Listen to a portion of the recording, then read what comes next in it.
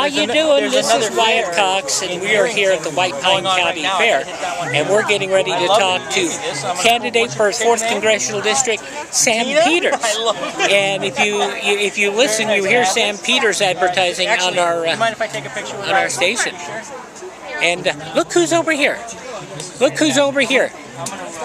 We have Mrs. Peters here who's taking pictures. Tina right here. Sam Peters, hi. And the youngest one who's not quite ready to vote yet. Good luck, man. Good luck to you and Tina. I love it. Thank you for coming by. All righty, and we're going to talk to Sam. Hi. Sam, it's good to finally get a chance to meet you here. And you. Because we hear you all the time here on the network. Yep. Tell us a little bit about why in the world a successful insurance man would jump into a race that one political consultant says a Republican can't win. Well, first of all, I'm going to prove the consultant wrong. A Republican can win, and this one's going to. To answer your question, why am I running in the race? I spent 20 years in the United States Air Force fighting for the country, and I'm not interested at all in having my family live in a socialist society. So I'm in on this. I'm going to win it. Like I said, I'm going to prove them wrong. Our budget, our borders, all of these things are out of control and not being managed. And I have experience in those areas, and I'm going to bring something to the fight to make change for the better. Now, you know that some of the big guys are saying that there's another candidate in the race that's outraised you by a bunch. Sure. And you know, how are you going to differentiate yourself? Because I know you're a Trump supporter. I am. Strong Yes, I am a Trump supporter, yes. And how are you going to differentiate yourself from these other people? Yeah, so something people need to know. The money is important, of course. This is a long campaign. It's a marathon, not a sprint. We are one quarter really into this campaign race. The quarters will close out. FEC results will be out. The money that people have allows us to do go into a deeper campaign, no question about it. We are fundraising. If there's people that want to donate to what we believe in, absolutely jump in and fundraise. Fundraising is not the only thing that wins races. In fact, last election cycle, the Democrats outraised the Republicans by an incredible margin, and Trump's our president. That needs to be said. That needs to be understood. The other piece of it is, if we're only voting for the person who can raise the most money, you're getting the swamp that we have now. You're getting professional fundraisers that know how to spend your money, not manage and save your money. And that's the problem with our federal government right now. So money's important, no question about it.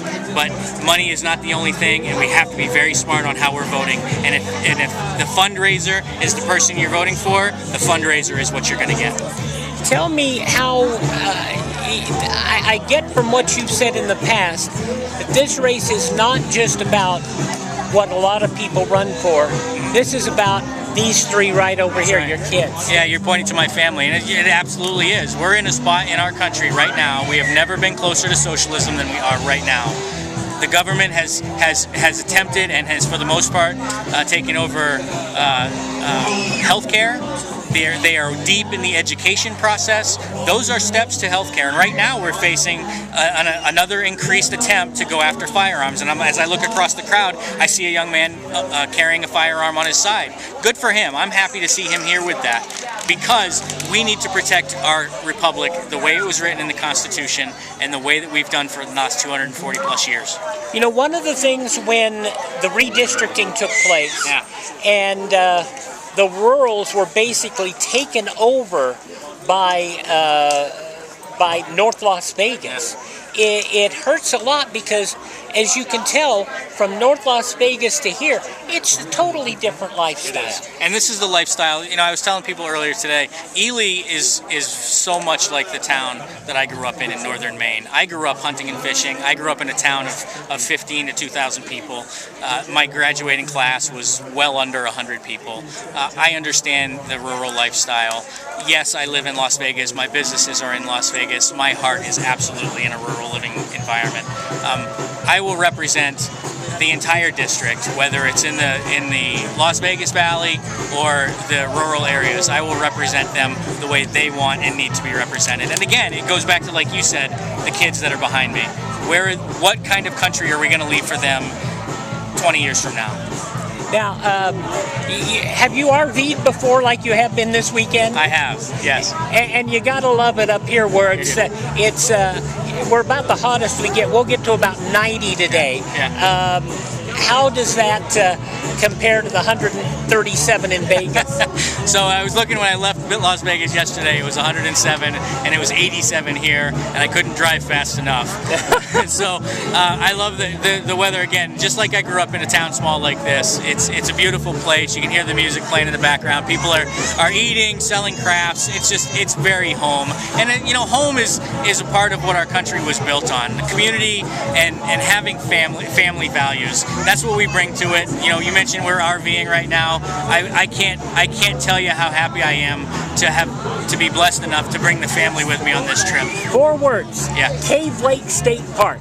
Cave Lake State Park. Learn it because it's about. Yeah, I know where it is. You know where it is? I know exactly where it is. And it's cooler up there than it is down here. So when it's 120 in Las Vegas, get the kids in for the weekend, put them in an RV, come up here for that. Cave Lake State Park. We'll do that for sure. We're looking forward. Just as a note, we're looking forward. We're gonna leave Ely this afternoon, early this evening. We're gonna drive over to Yerington to join the Lyon County Fair tomorrow and do this very same thing. So we are out and about on the campaign trail, and we're not going to stop. So we make sure we get that up.